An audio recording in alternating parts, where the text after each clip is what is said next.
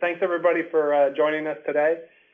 I hope that you're all ready to learn a little bit more about the chloride problems in the world and the chloroanalyzer. I know to some of you this is a very important topic, and I know some of you are here to learn, and so I'll try to do what I can to walk you through this. So basically, what we're going to talk about today is how XOS can help you to measure chlorine. We do have sub-ppm as the header and the title for the presentation, but we'll talk about a variety of things as well.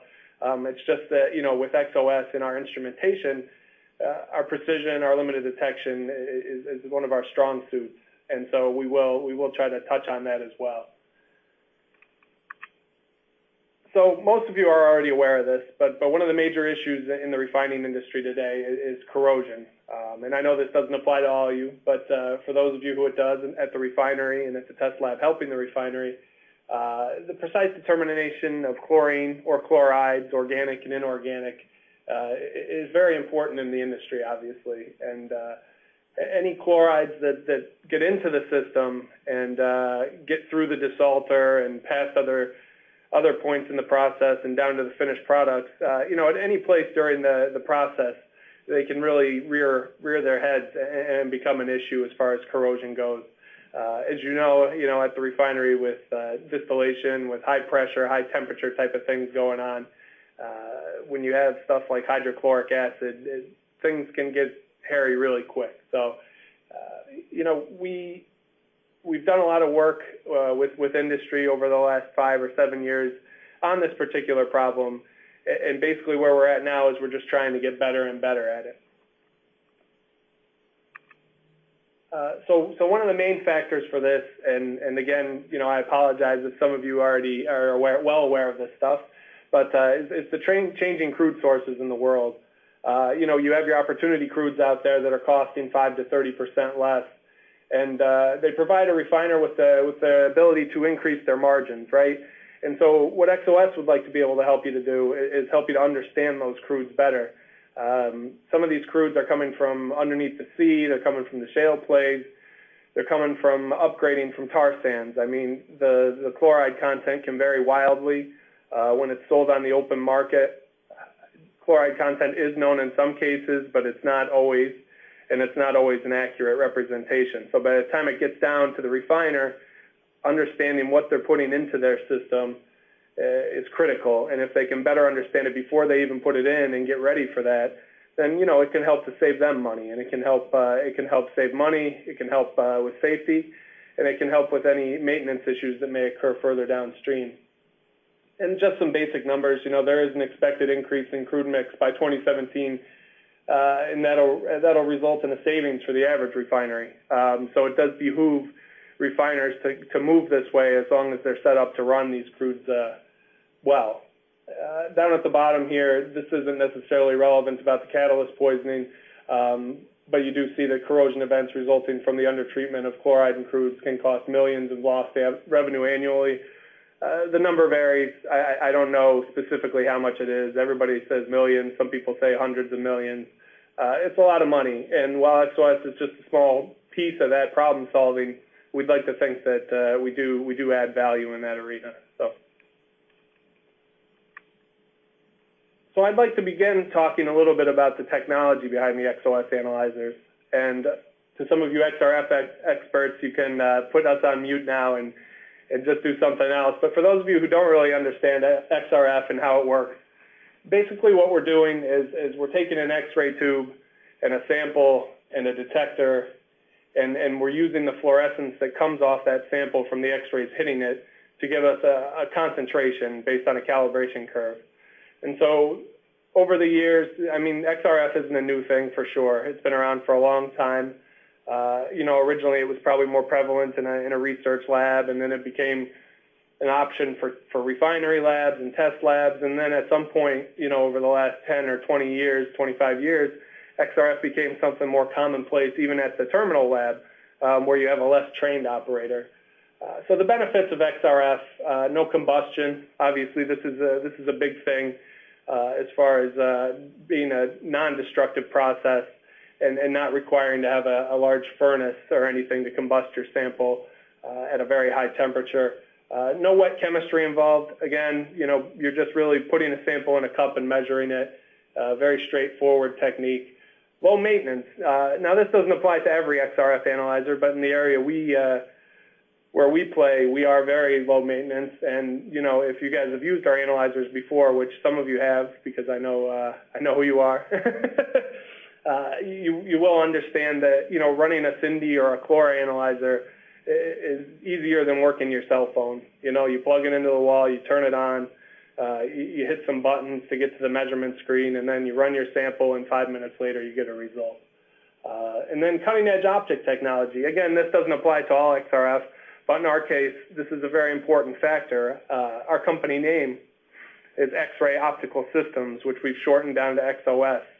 Our bread and butter has always been X-ray optics, and so the optics that we add into this technology platform of XRF are what really separate us from everybody else and give us a leg up, you would say, against the competition.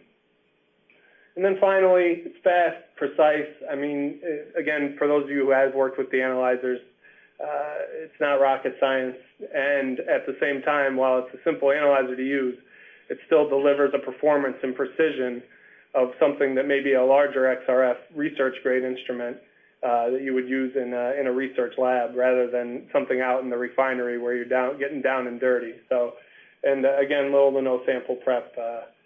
I just want to point out a few things here. So I'm going to switch over and turn on my pointer here. So if you'll see here with traditional XRF, you basically just have your X-ray tube, you have your sample, and you have these X-rays going pretty much everywhere. These are what you would call polychromatic X-rays. They're not really being filtered. They're just kind of hitting the sample.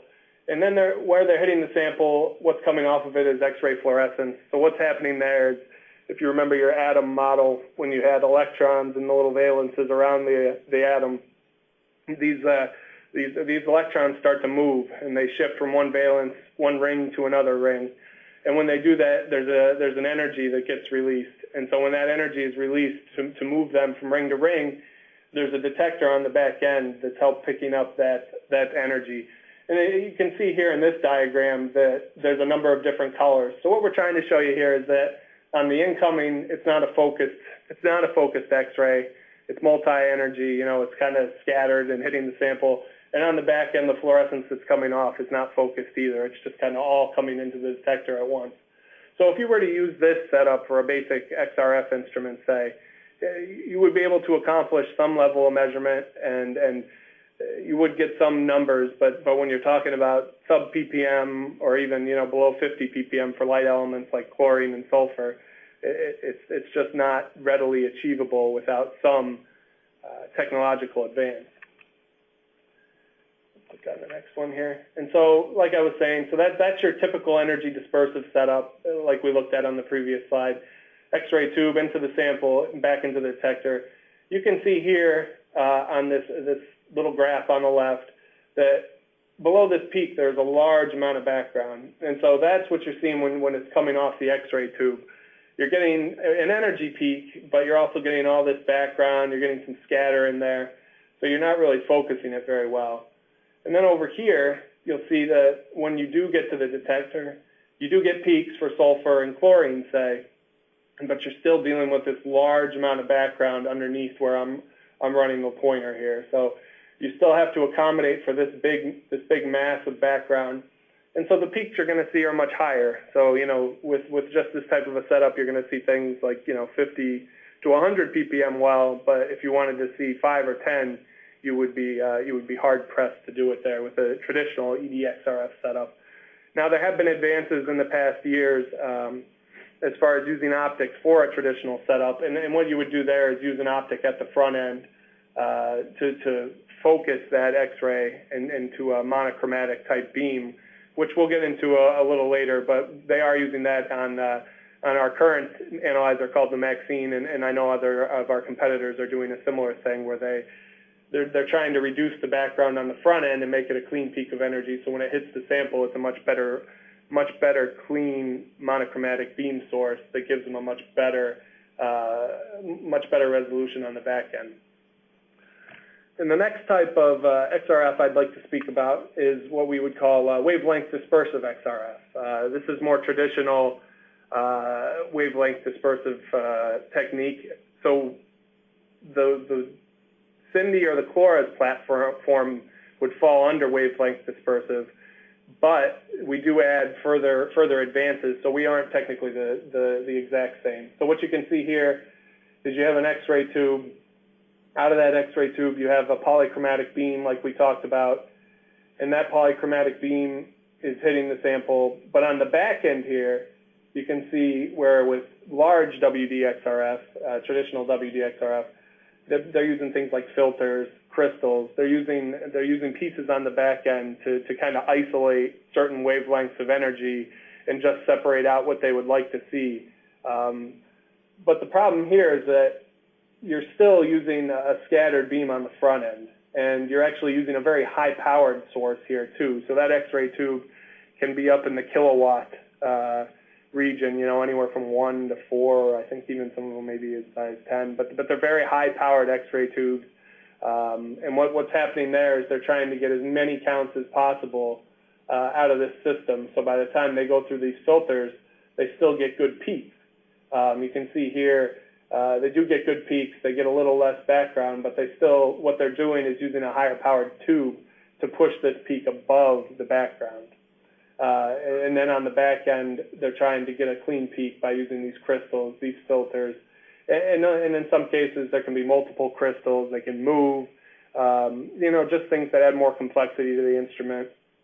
And quite honestly, they give you a good variety of elements and good detection limits, but they're not always particularly great at one particular element, which is, you know, where XOS tries to fit in with its monochromatic wavelength dispersive XRF.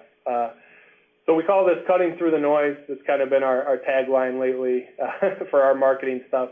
What we're really trying to emphasize with our monochromatic wavelength dispersive technology is that we're using our optics to not only focus the beam on the front end, but also to focus the fluorescence coming off on the back end. So if you've worked with a Chlora or a Cindy already for sulfur or chlorine testing, you realize that you're getting a very clean number at the end.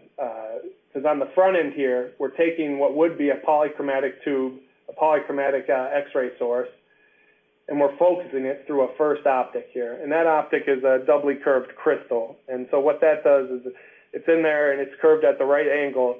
So when the X-rays hit it, they're pushed off and they're in a single energy band before they go to the sample. So instead of having all this scatter and all this energy level, it's kind of, you know, just throwing everything out there.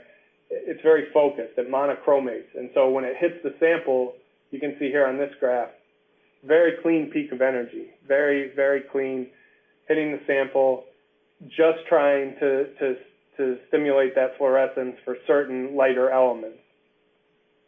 And then when the fluorescence is coming off the back end, it's hitting this second optic, which would be used for what we would basically amount to filtering. And so what's happening is it's taking the fluorescence that's coming off here, hitting this optic, which is curved to a specific angle. So but on the back end, all you're getting is chlorine K alpha energy or sulfur K alpha energy. And by that, again, I'm talking about the electrons moving from valence to valence on the atom. So by the time it gets to this detector, which in a typical core analyzer is a very simple detector, it's just a pulse counting detector. There's nothing left but these chlorine, these chlorine X-ray energy. So this one's it says sulfur. I apologize for that. That's on my end. But so imagine this is your chlorine peak. Very clean. You can see here there's very little to no background underneath these peaks, and that's coming off here. And then by the time you get through the second optic and you're coming into the detector, you're getting nothing but that peak. And so again, you know, this technology, this MWDXRF technology, is something that XOS has patents around. You know, it's something that we've really perfected over the years. And for measuring light element at low concentrations, it's key for getting these sub-ppm levels. And so what we've done is we've made a suite of analyzers that are based around these, right? And so we've already talked about the Chlora, and that's what we're going to talk about here. The Chlora is based on that monochromatic wavelength dispersive technology, and some of you already have them, I know, on the call. Some of you have worked with them. You can see here in benchtop format, it's not a large instrument. It fits right on a laptop very easily. It's only a little bigger than, say, an old tube TV. And then you have your online instrument, which we'll get into later as well, but we've managed to port the technology into a process format as well. And so what the Chlora gives you here is it gives you the opportunity to run all these different sample types on it very easily, from crude to process streams like naphthas and heavy oils, finished products like gasoline and naphtha cuts and anything else, aqueous samples, overhead waters, sour waters, and then even things like aromatics, benzene, toluene, xylene, and powders such as catalyst. We have been able to measure catalyst on the Chlora to determine, what the chloride content is, to figure out, if it's too much, too little, how is that affecting your processes. The current Chlora, as it stands, does have a method behind it, and that's D7536, which is a method specifically for aromatics, like we talked about, for toluene, benzene, xylene, samples like that. And the method is written around concentrations from half a ppm up to 15 ppm. So currently that is the only ASTM method we have, but we are working on other things, and further into the presentation, I will touch on those a little bit. The limited detection for crude is about 0.2 ppm at 300 seconds. For other products, it's probably closer to 0.1 to 0.15, depending on the product type it is, and even depending on the sulfur content, because there is some level of interference from high percent levels of sulfur. You can see here that the repeatability at 10 ppm is about 0.8 ppm, and the reproducibility is 1.4 ppm at 10 ppm. So very, very good numbers, great numbers for the applications that we've been in over the years, such as the crudes and the process streams. But there has been an emphasis on doing better on that and getting lower and lower, and I'll touch on how we've improved on that here shortly. So like we discussed on the previous slide, there are a number of applications that we are involved in. This isn't all of them, but just to name a few particular ones, measuring distillates such as gasoline and naphtha, potential contamination from organic chlorides. So as we talked about earlier in the process, there is a level of chlorides that seem to be getting downstream, past the desalter, through the processes, and into different cuts through the distillation process. And the feedback we've been getting from industry is that most of these end up residing in that naphtha cut, or possibly even the gasoline stream, even further down there. When that naphtha fraction is desulfurized at the reformer, that hydrochloric acid, which we talked about earlier, can crop up, and it can cause extreme and rapid corrosion. Like we said, high pressure, high temperature situations, you could run into issues there. Aromatics testing, like I said previously, the benzene, toluene, xylenes of the world, these actually command a very low level sub-ppm performance. Our method is written from half a ppm up to 15 ppm. The QC levels are usually less than 1 ppm for most of these products. And with the Chlora, it's a very simple process. These are clean products. You put them in a sample cup and you just run them. It doesn't get much easier than that. And then finally, with desalted crude oil, like we talked about at the beginning of the presentation, at and around the desalter, you want to know what your chloride levels are. You want to know coming into it what your expectations are. How much salt are you removing, and then once it gets through the desalter, you want to be able to understand what's left over. And out of what's left over, Is it organic? Is it inorganic? You may not know right away, but you'll know immediately. If you have a core instrument that you can get a 5-minute measurement and get that number. And so if you're running typically at 2 ppm after the desalter, and that spikes up to 5 or 6, there may be a problem. Your desalter may not be running right. You may have seen a spike in organic chlorides that you don't know about. So it gives you a quick way to screen for that and get to the root cause, so you can help your process. And so you can see here I've listed a few important parts of that, but I've also brought up that the Chlor2XP, and so the Chlor2XP is really the crux of what we're talking about here today with our improvements for measuring for sub-ppm measurements for chloride and chlorine and fuels and raw streams and things like that. It gives you the ability to recognize these smaller changes quicker, not just after the desalter, but also further down in the process, things that can stem from poor efficiency of the desalter or even just from contamination, as I said before. And this Chlor2XP is an improvement over our current chlor. So you can see here, this is basically mostly the same stuff, but you can see the improvement for the numbers as far as the limited detection goes, and then your repeatability and your reproducibility. Here we have the numbers listed at 0.5 ppm.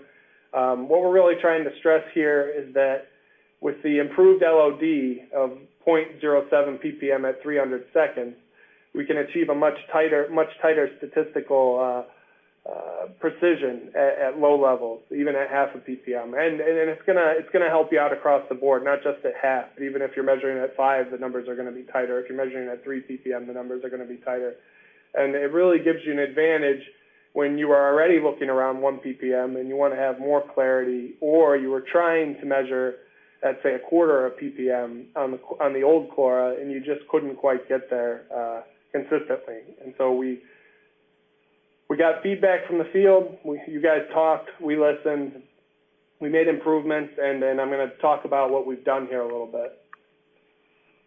So the major enhancements to the Chlor2XP revolve around the optics. And so at this point, we're on our 4th generation of doubly curved crystal optics.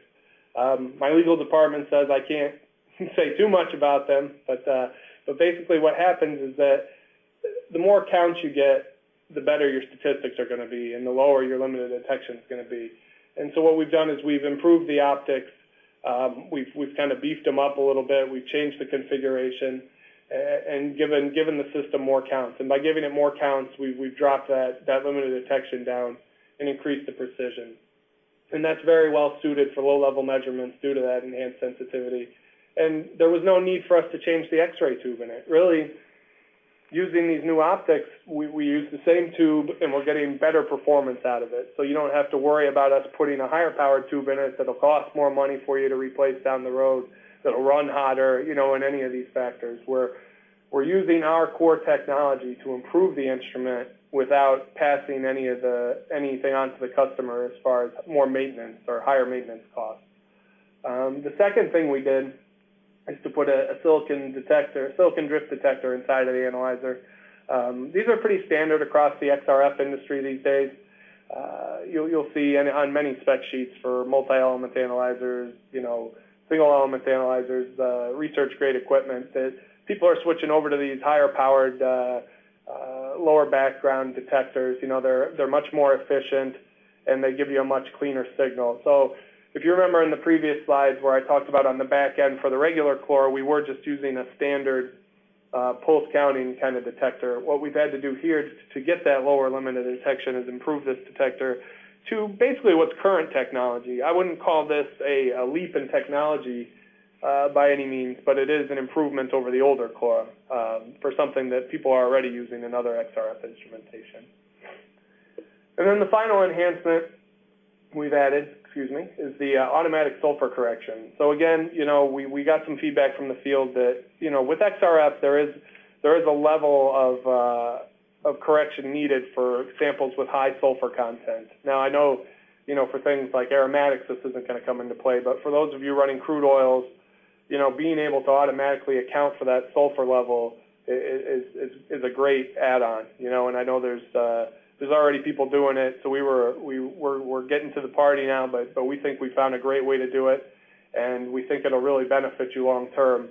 And it'll allow you to get better precision too. What you're doing is you're taking out another variable, right? So instead of running your sulfur test on another analyzer and then taking the error from that analyzer over to the Chlora and plugging that number in, you're getting a clean number from the analyzer for counts, and using those counts, the system is able to automatically correct for that.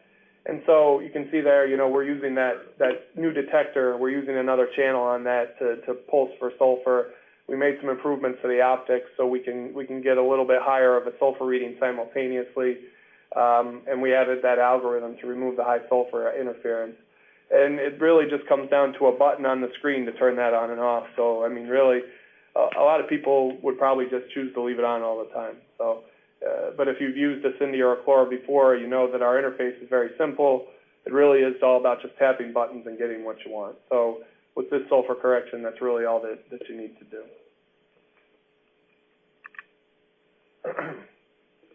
When we were making the 2XP, and I know for some of you, it may seem like I'm being kind of teacher-like here, but when we were making the 2XP, we found that when we talked to customers that wanted to achieve low-level measurements that weren't quite getting there, that one of the problems was SOP, was having best practices, was having better ways to do what they've been doing forever. And so when we went to do this project, we looked heavily into this. And looking heavily into it, we learned that if we put it down, people may not listen to all of it, but at least if we can put something in writing in front of the customer, then you guys can take this and run with it and make it your own. But in order to achieve good numbers at, say a third of a ppm, it's critical to clean. I mean, you guys know your labs. These aren't always the cleanest labs in the world. You got things flying around. You got people coming in and out. And so maintaining some practices are critical. So what we would ask you guys to do is to, clean the sample chamber. So on the XLS analyzer, the sample chamber is really just at the top. You can see here what we call the primary window. So there's really a small area where the sampling is actually done. So improving your maintenance of that area between cleaning it with IPA, between using can duster to clean it up, and just making sure that you're consistent with it, it really can go a long way. And then the other thing we've done is we've improved the secondary window. So previously the design for our secondary window was up underneath the sample basket. And you can see here that we've actually applied that primary window that secondary window directly over our primary window now. So I think that really does two things. First, it keeps any contamination from falling down into that sample basket where it would have fallen down before and been very difficult to clean. And second, I think it just gives you an easier way to clean it in general, if there was any spillage or anything underneath it. So it is an improvement. We did see our consistency go up when we made these improvements and started following these cleaning procedures. You can see, and I can send this to any of you, so if anybody has a request for this, I'd be more than happy to send it over. But at the end of the day, it is critical to make sure that you maintain your cleanliness. And then also some other things that we've added onto here is just preparing the sample. Make sure that you're consistent with when you make your samples, that you're cleaning the area around you. You're making sure that you're not using cups that have been sitting out for a week in the open air. Making sure that you're putting your film on your cups right. I mean, I know this all sounds very remedial, I'm sure, but even, our statisticians who have done studies for us at ASTM before have said that the biggest variable between labs is the users, and part of that is the sample prep. So we do have this document now to help walk you through this. It was originally made just for the 2XP, but I know I've been working with some of the folks here to roll it out for the other product lines for making samples. Pretty simple. In the Chlora 2XP case, we have been at times running 2 samples for 300 seconds and averaging the runs if you're not getting consistent data. But for the most part, we ended up running a lot of the stuff just for 1 measurement at 300 seconds. So. let's see here. So a few more advantages of the Chlora. And so this data is going to be a little more specific to the 2XP. And this really comes right off the brochure. You can see here our improved little r and big R. And while it may not look like as much on paper as you're probably thinking, you know, if you compared one against the other, you really do see a difference. You know, I've had major refiners, you know, comment, you know, when they're running the Chlora 2XP next to the regular Chlora, that when they're running down at these low levels, that they are seeing a drastic improvement. And that improvement, a lot of it comes from the counts that you're getting with these new optics. And even at levels like 5 ppm, you're going to get tighter data. So, you know, if tight data and precision is you know, one of the critical things on your list when it comes to chloride testing, you know, we're here for you. And then again, with the water, with water samples, we've also been able to improve things, because if you're not aware, with aqueous solutions with a high oxygen content, anytime there is a drop in sensitivity when running water samples on the Chlora.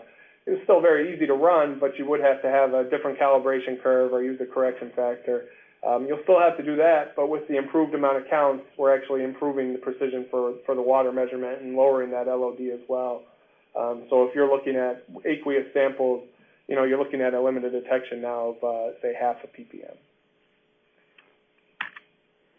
And just some results here I wanted to share with everyone. It'll be included in the presentation when we send it out to everybody, so we don't need to go over each and every little number on here. But we did some testing on gasoline, pulled right from the pump, you know, running 600-second runs on it. You can see it was running pretty tight, around 1/3 of a ppm, and a RSD of about 9.9%. I mean, very good numbers, and you know, lots of people like to put up numbers about what they run their standards. You know, they have a standard and they ran their standard and they got this, but we actually wanted to go out, take some real world data, and we did that here, tight data around 1/3 of a ppm, and then over here at 0.5 ppm, you know, fairly tight data here as well. I don't know, this is a naphtha sample, I believe.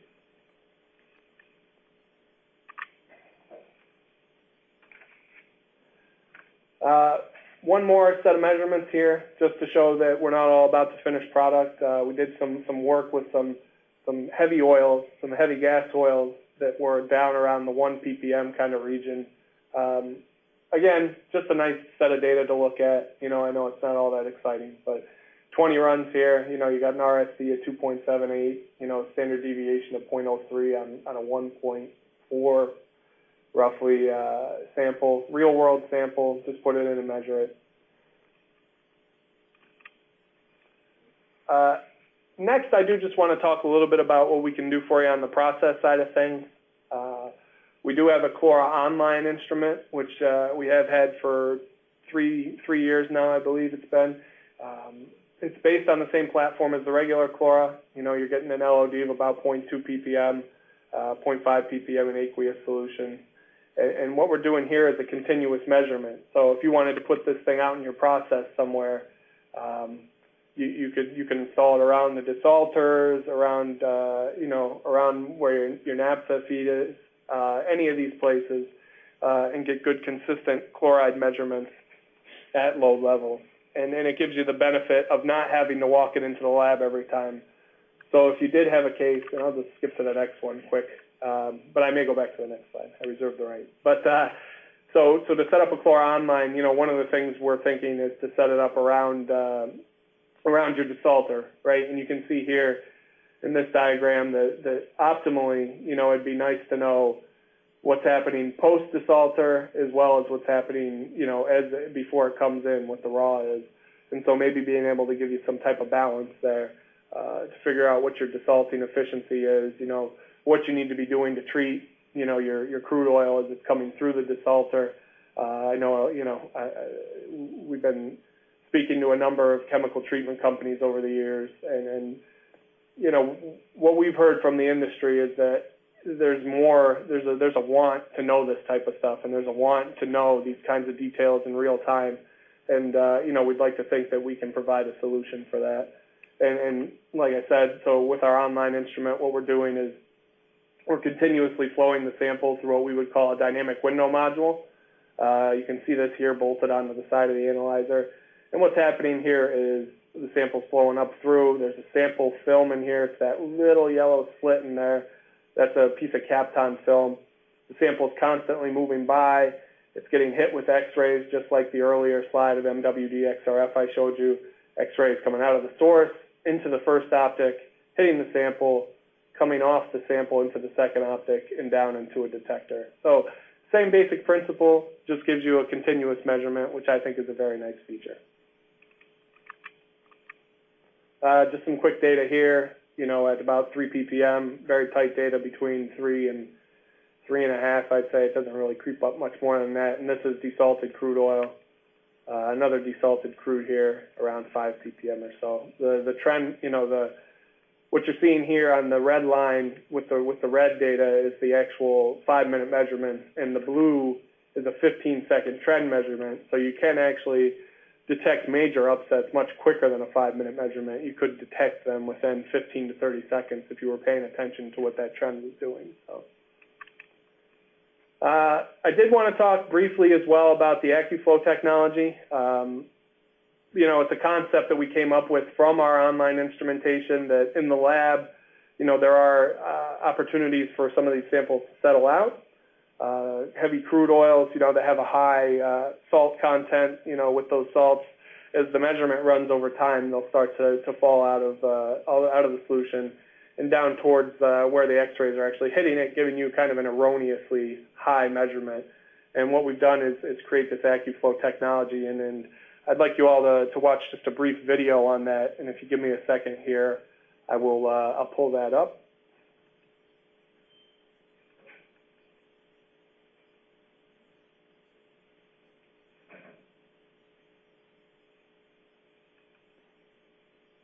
XOS, a longtime provider of breakthrough.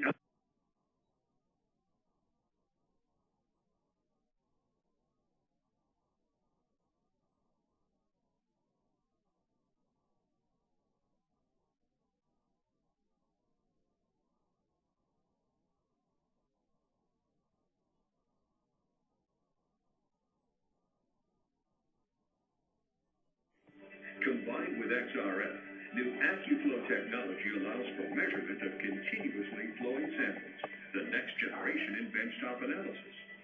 XOS analyzers are easy to use, and XOS can supply you with all the materials you'll need for either static or continuous analysis. Here we see a static measurement using the Chlora. To start, simply open the lid. Place your sample cup inside. Close the lid. Select a static measurement. Load your sample. Hit the measurement button. The measuring screen provides you with a status bar as the analysis progresses. In a matter of minutes, your results are in. Like all XOS benchtop analyzers, the Chlora also allows you to measure from sub-ppm level up to % weight levels. By applying AccuFlow technology to an XOS benchtop, as seen here on the Chlora analyzer, we can eliminate the settling of particulates in the sample, resulting in an increased level of accuracy that surpasses traditional benchtop analysis. In this animation, we see how particulates settle over time during a static measurement.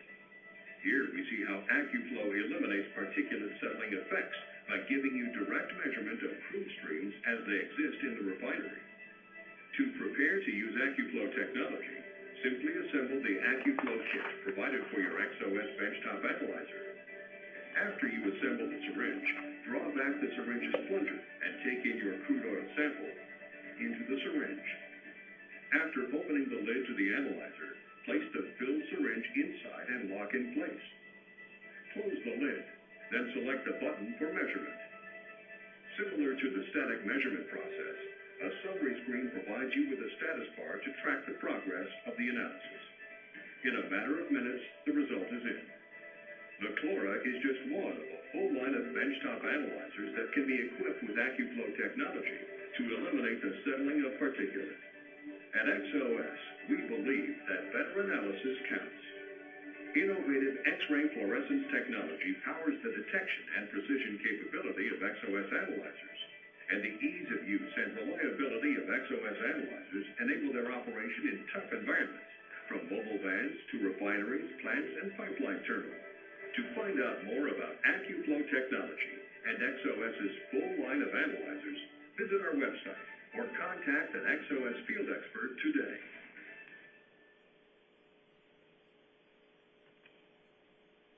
Okay, I'm just going to go back to sharing the presentation here. I apologize if you guys didn't have any sound there for a little while. I turned it off to clear my throat, and I didn't realize that it was the main feed. So, and I hope you enjoyed getting to see the back of my head. So basically, as you can see there, the AccuFlow technology, what we're doing is trying to remove a problem that plagues typical XRF instrumentation, which is settling. We've seen this with chlorides, seen it with some things like iron, and even phosphorus is kind of a little more volatile in solution as well. You see some settling out over time. And we do have, data that basically shows this. I'll just skip through that since we already saw that. But so you can see here, this is your typical chloride measurement. This is us leaving it in there over the span of an hour, which is a little bit overkill. But, we're really just trying to prove a point, right, that you start down here below 100 ppm, and you're creeping all the way up to 1600 ppm over an hour. After a 5-minute run, you can see here you're already approaching 400 ppm, which obviously is not an accurate number. And so feedback from the field dictated to us that we needed to find a way to help our customers who this was important to, and that's where the AccuFlow technology was born out of. And you can see, again here, statically measured the creep over time, over a 3-minute measurement run. And then here, when we put the flow through, the AccuFlow on, just a nice tight set of data. So if your thing is measuring, raw crudes and even some desalted crudes to a certain extent, and they have a high chloride content, and you see these kinds of effects, the AccuFlow might be the right solution for you. I guess that's where I'm going with this. A little more data here. You can see both things on the same chart. Your blue line is your static measurement, and you can see it creeping up over time. And then your purple, green, and yellow, that's creative colors. Those lines are all pretty stable. As you can see, the AccuFlow feature has been turned on, and they're using that syringe drive to flow through. So a couple more. Finally, I just wanted to wrap up, with our efforts at ASTM. I know this is important to some of you folks out there as far as, what is XOS doing to give us a piece of technology, but also to give us a piece of technology that has, a method written around it, something we can point back to, as far as being able to test properly, do the same thing twice, and to have a precision statement. And one of the things we're doing right now is working on this D4929 method to add a method C, which would be XRF technology. And so this is a typical method for measuring organic chlorine and crude. And you can see currently there's a few different ways you can do this written in the method: sodium biphenyl reduction, combustion, and MC. What we're looking to do is maybe make it a little simpler for people and just tack on running the final piece on an XRF analyzer, which I know some of the industry is already doing to a certain extent. They're running a version of our aromatics method, which has been modified, but we would like to make it a little more official. And so since the precisions are given separately for each of these different methods, it should be relatively easy to add a method C to this. And I know our ASTM here, headed up by Leslie, are working very hard on this. So, we presented some results back in June at ASTM, and we're preparing a pilot study. We did an initial pilot study, and now we're preparing for the larger study. And I can show you the pilot study data here. We have this Saharan neat crude where, this is in ppm, obviously, milligrams per kilogram. This was with a standard core too, so you can imagine that the data set with a 2XP would only be tighter. But you can see this data set here. It's very nice repeatability statement and a reproducibility statement based on this small data set. Was enough for ASTM to kind of give us the go-ahead to move forward with a full-on task group and a work item and a study and all that. So currently working through that. Hope to have some more information for you guys at the at ASTM in December for those of you who go. And we're also working on some other things with raw crude oil, just as far as getting the total chlorine number in crude oil. And I know our ASTM team is looking into that as well. So we're at the end here, and this is our shameless plug for demonstrations. So if anybody would like to get in contact with me or anybody else here at XOS, we'd be more than happy to set you up with seeing a Chlora, seeing a Chlora 2XP if you would like, even to just coming out and talking about your options with you. We're always happy to do that, and it's something that we know we need your feedback to carry on, so we would appreciate that. And at this point, I do have one more slide, which I forgot about. But this is our whole lineup of analyzers. This is all of our analyzers for the petroleum industry. You can see your Cindy's there. Those of you who already have one are aware of them. But for sulfur measurements in gasoline, diesel fuel, anything up to crude oil, very simple to use, just like the Chlora. We have a signal analyzer for measuring silicon. And then we have a Phoebe analyzer for phosphorus, the Chlora, as we talked about, for measuring chlorine, and then the Maxine, which is our multi-element analyzer. And we did a talk on that last year, so if you guys would like to have access to that talk as well, we'd be happy to send that over if you have a request afterwards. At this time, I'd be happy to take any questions, and would just like to point out again that we'll try to get to as many questions as we can, and any that we don't, we'll follow up with at the offline, and then get to you guys the feedback you need. And anyone who registered will get a copy of the presentation emailed to you, I believe, because I'm sure that'll be a number of questions will be, can I get the presentation? So, so any questions, please feel free to go ahead and type them in, and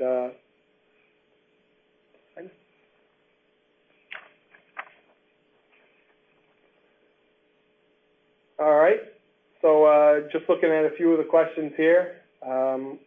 One of them is it possible to add a second element to the Chlora for measurement, such as sulfur?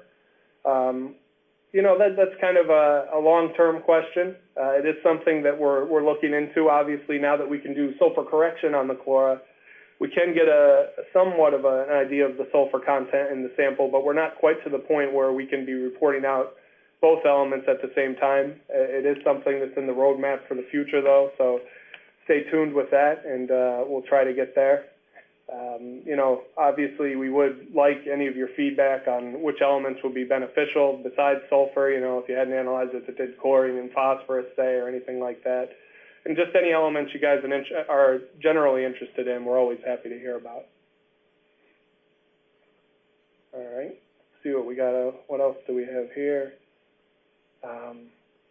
Are there any interferences? Well, like I talked about earlier, there are interferences related to high amounts of sulfur, which with the 2XP we've tried to do away with automatic sulfur correction.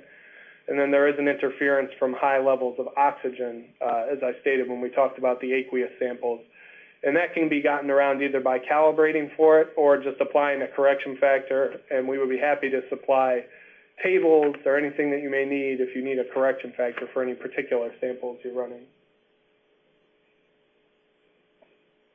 I do have a question about the Maxine. I know we didn't talk about that here, but I'd be happy to briefly touch on what it does, and maybe we'll send you the presentation we did last year. But the Maxine is multi-element.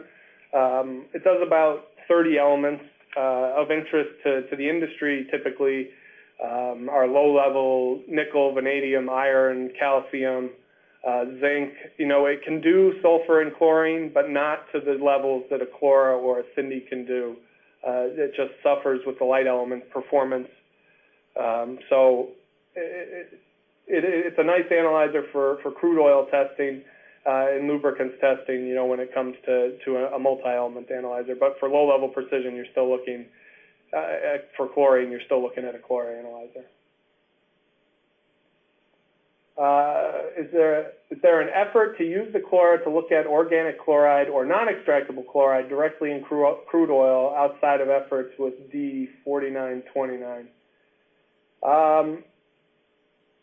Right now, it's really just a lot of internal stuff.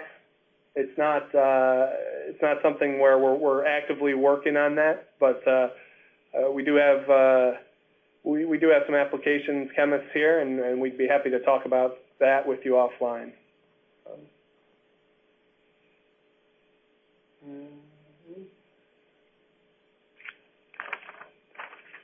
Is there an auto sampler available? Yes, there is an auto sampler available for the standard Chlora, but at this time there isn't one available for the Chlora 2XP. In the future, we might be looking into that as well. So if you guys have any feedback on that, you know, we'd be happy to talk about it. What else do we have here? Is it possible to measure solids on the Chlora? Measuring solids is possible. It would depend on the uniformity of the sample, the homogeneity. If you can get it into a sample cup and you know it's a uniform sample, then, you know, if we know the makeup of it, there may be a calibration needed specifically for it, but depending on what it is, we might be able to get away with running solids on it without a major issue. So. All right. Well, that looks like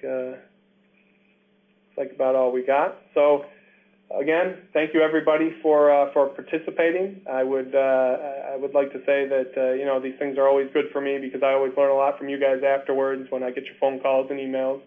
And thank you to Mary for helping me put this on here at XOS, and to Leah at WebEx. Have a good day, and we'll get back in touch with all of you who've asked questions who I haven't answered here. Thank you.